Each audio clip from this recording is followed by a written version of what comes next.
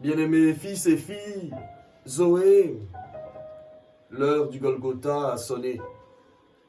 Jésus, portant sa croix, arriva au lieu du crâne, qui se nomme en hébreu Golgotha. C'est là qu'il fut crucifié, et deux autres avec lui, un de chaque côté, et Jésus au milieu. Jean, le chapitre 19, du verset 17 au verset 18. Jésus meurt sur l'immonde croix de bois de Golgotha, aujourd'hui encore. La mise à mort collective d'une victime était souvent pratiquée pour les malfaisants, les malfrats, toujours moins révoltante, mais tout aussi ignoble. Les mains des bourreaux étaient couvertes du sang de Jésus, mais ce Jésus pria, Père, pardonne-leur. Et ce même sang les purifia. Ce message n'a pas changé. Alléluia.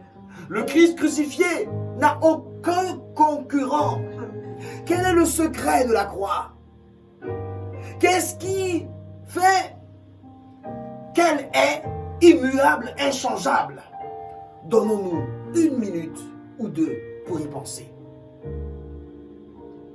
C'est le Fils de Marie, charpentier irréprochable, auteur de miracles, la parole de vie faite chair qui meurt comme le dernier des malfaisants. C'est au-delà de toute compréhension humaine. Comment comprendre ce soir que nos fautes soient retombées sur un agneau pur et sans tache? Comment passer cette soirée aussi banalement que les 364 autres de l'année? Notre Seigneur, notre Sauveur, a rendu son dernier souffle pour que ce souffle t'anime tous les jours de ta vie. Comme il est écrit en Job 33 au verset 4, c'est par l'Esprit de Dieu que j'ai été créé. C'est le souffle du Dieu Tout-Puissant qui me fait vivre. Fidèle serviteur du Seigneur, fidèle soldat Zoé, dans les moments de joie, dans les combats les plus rudes, dans les difficultés de la communion fraternelle, dans la solitude, dans la faiblesse, comme dans la louange, souviens-toi de Jésus-Christ, l'agneau de Dieu cloué sur la croix, ressuscité, puissance de Dieu pour le temps présent et pour l'éternité. Amen. Ce qui se passe est au-dessus de tout ce que le cerveau humain peut comprendre, décrypter ou expliquer. Le signe distinctif des chrétiens dans tous les pays, c'est la croix, dans sa simplicité. Pour nous catholiques, nous allons plus loin, selon Jean 19, le verset 37. Et ailleurs, l'Écriture dit encore, ils regarderont à celui qu'ils ont transpercé. Jean reprend la prophétie de Zacharie des siècles avant cela. La représentation d'un crucifié sur cette croix marque notre volonté de porter à tous le message que l'agonie du Christ sur cette croix ne dura peut-être que quelques heures, mais quelles furent les heures les plus importantes de toute l'histoire de l'humanité.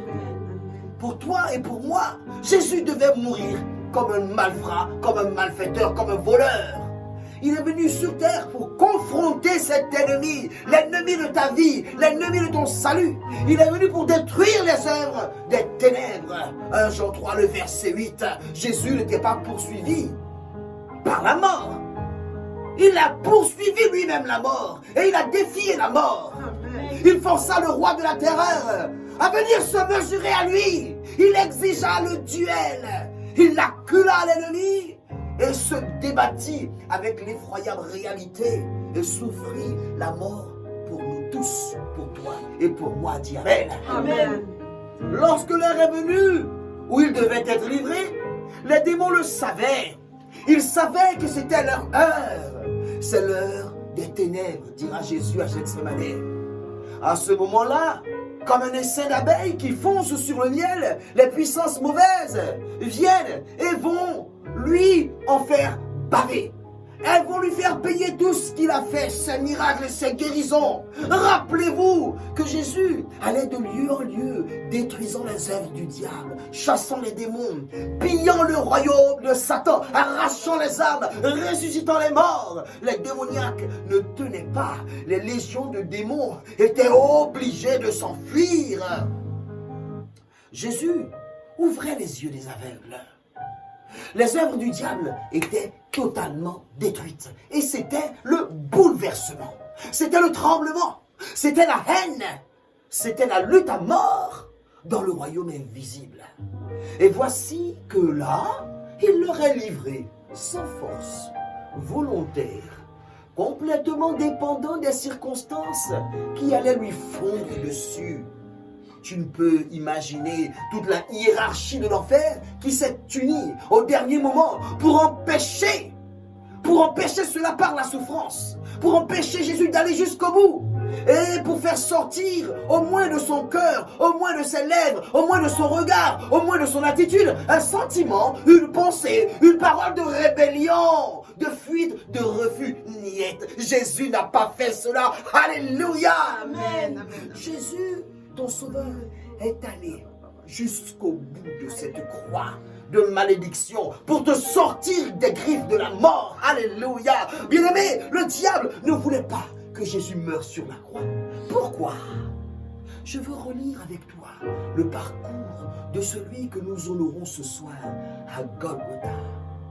Dès sa première prédication à Nazareth, les hommes religieux de sa ville veulent déjà se débarrasser de Jésus en le faisant mourir. Ils l'ont même mené de force sur une montagne escarpée afin de le précipiter en bas. Mais Jésus, passant au milieu d'eux, s'en alla. Luc 4, le verset 29 au verset 30. S'ils avaient réussi, Jésus serait mort en martyr. Mais il n'y aurait pas eu de croix dressée pour nos péchés, donc point de salut pour toi et pour moi. Satan ne voulait pas que l'œuvre de révolution que nous vivons en chair et en esprit aujourd'hui s'accomplisse. Jésus ne devait pas mourir sur cette croix. Il ne devait pas mourir ainsi de façon prodigieuse pour sauver tous les hommes. Golgotha est ma victoire. Golgotha est ta victoire. Alléluia. Même Pierre ne concevait pas que la croix était une puissance de Dieu, God power. Quand Jésus commence à parler de sa mort, suivi de sa résurrection, Pierre se permet de reprendre Jésus. Il reprend le maître, car le maître est en train de dérailler. Il n'accepte pas une telle mort pour celui qu'il reconnaît être le Christ, le Fils du Dieu vivant. Et quand Pierre dit à son maître, cela ne t'arrivera pas, Jésus sait qui est derrière cette pensée. Et il dit à Pierre, arrière de moi Satan, car tes pensées ne sont pas les pensées de Dieu. Matthieu 16, le verset 23. Satan savait qu'il y avait une telle puissance dans la croix. Puissance pour sauver éternellement, pour guérir les malades, puissance pour nous rendre agréables et justes devant Dieu, puissance pour ébranler les autorités de l'enfer et pour vaincre éternellement le diable, puissance, power. Oh, marvelous God. Jouissons ce soir de la grâce infinie que nous offre le Christ à travers cette mort ignoble de la croix. Jouissons ce soir de l'assurance infinie qui se dégage de cette crucifixion. Le diable est tourmenté par la peur et il a peur de la croix. Alors il va agir en te faisant peur, en faisant en sorte que la peur soit agent de ta mort prématurée. Oh, tant de personnes qui devaient vivre longtemps et remplir le mandat divin sur leur vie sont partis avant leur temps à cause de la peur. Sécurité. Dieu te place en sécurité à Golgotha. Alléluia. Dieu ouvre largement ses bras du haut de cette croix pour enlacer ta vie, tes inachèvements, tes hésitations, tes heurts, tes atermoiements, tes craintes. L'Écriture affirme, maudit quiconque est pendu au bois. Bien-aimé, je veux te révéler une clé ce soir. Lorsque le Christ était sur la croix, le Père Céleste a détourné son regard de cette croix. La terre alors a tremblé. Les ténèbres ont couvert la terre. Mais que se passait-il? Toutes les malédictions des hommes étaient tombées sur notre bien-aimé Sauveur. Il débarrassait les hommes de toutes les malédictions afin que la bénédiction promise à Abraham puisse se répandre sur eux, sur ceux qui croiraient dans l'œuvre de la croix, toi et moi. Le regard du Père ne pouvait se poser sur cette ignominie. Meurtre, abomination, viol, vol, addiction, inceste, avortement, mensonge, prostitution, tout, absolument tout, reposait sur l'agneau pur et sans tache. Certaines vies, certaines familles, vivant loin de Christ, n'ont connu que des déboires, des malheurs à répétition, des drames, de la tyrannie. C'est peut-être ton cas. Je déclare ce soir que lorsque tu lèveras les yeux sur le crucifié et sur la croix, en tournant ton regard vers la croix, toute cette suite d'événements tragiques s'arrête maintenant. Alors, la bénédiction de la croix se manifeste dans ta réalité actuelle, dans ce que tu vis. Les ténèbres ont envahi Golgotha pour que tu ne vives plus jamais dans les ténèbres. Tu es enfant de lumière. Sois sans crainte, vaillant Zoé. Même si le passé fut dramatique, crois sans réserve ce soir. Crois que ce soir tu participes à la bénédiction promise à Abraham. Elle est devenue ta réalité à cause de celui qui a pris tes malédictions sur la croix. À la croix, les mains du Christ sont étendues et ouvertes. Une main étendue vers Dieu le Père, Jésus est fils de Dieu, toujours en communion avec son Père. Une autre main étendue vers l'homme, vers toi, vers moi. Jésus s'appelle aussi fils de l'homme. Je viens te dire clairement que Jésus prend la main de l'homme, la main de la femme que tu es et la main de Dieu pour qu'il y ait réconciliation selon Colossiens 1, le verset 19 au verset 20. Trop d'enfants de Dieu vivent dans un esprit de défaite, s'arrêtant sur les combats et les coups reçus. Il est temps de lever les yeux à la croix, lever les yeux vers cette croix qui représente un cauchemar pour le diable et contempler le Christ en train d'écraser la tête du serpent antique. Seul Jésus sauve, car Jésus seul est mort et est à même de nous offrir ce qu'il nous offre. Personne au monde ne pourra l'égaler. Et je veux prier avec toi ce soir. Par le nom de Jésus, je lève les yeux vers la croix. Et je déclare tout haut que ma vie appartient désormais à Christ. De ce fait, je deviens un cauchemar pour Satan. Je me recouvre à cet effet du précieux sang de Jésus qui a coulé à la croix. Au pied de la croix où mon Seigneur souffre, l'ignominie, j'évoque l'onction et le feu de la délivrance sur ma vie, au nom de Jésus-Christ. Je brise toute opposition satanique à ma destinée par la mort de Jésus sur la croix, au nom de Jésus-Christ. J'évoque le feu du trouble, de la confusion parmi mes ennemis, car Jésus-Christ, l'agneau sans tache, a porté mon trouble et ma confusion. Par chaque plaie qui ont marqué le corps de mon Seigneur, j'ordonne que tous mes ennemis soient aveuglés et s'entre-déchirent au nom de Jésus. Qu'ils se convertissent à Jésus-Christ pour qu'ils héritent de la mort éternelle. Au pied de cette croix, sur la place nommée Golgotha, j'invoque le feu de Dieu pour consumer les liens de malédiction qui me tirent par le bas. Au nom de Jésus. Je brise les chaînes d'un mauvais sort qui ont emprisonné ma vie jusqu'à ce jour.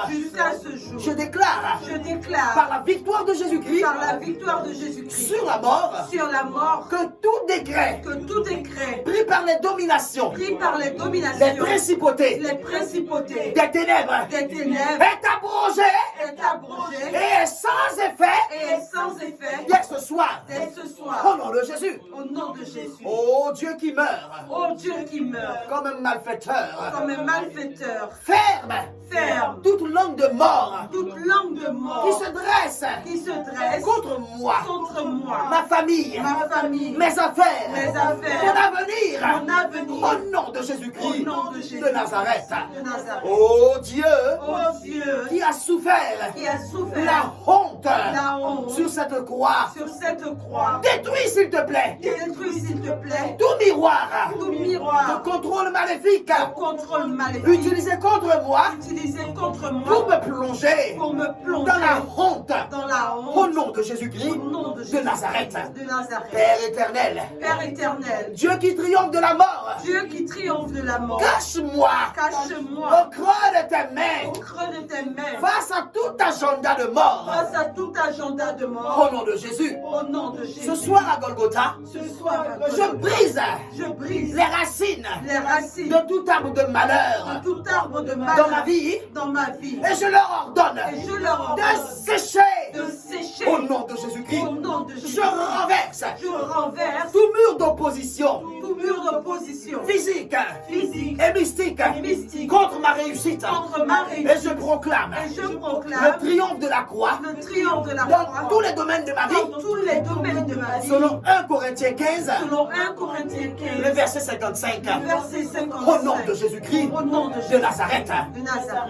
Que des fontaines nouvelles apparaissent dans mon désert par la puissance de la croix. Au nom de Jésus-Christ de Nazareth.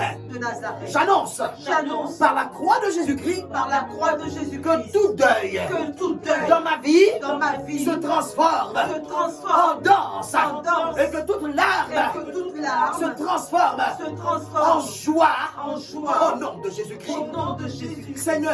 Seigneur, élevé sur la croix, plante-moi dans la rivière de la santé divine, de la vie Zoé, de la vie abondante qui ne finira jamais.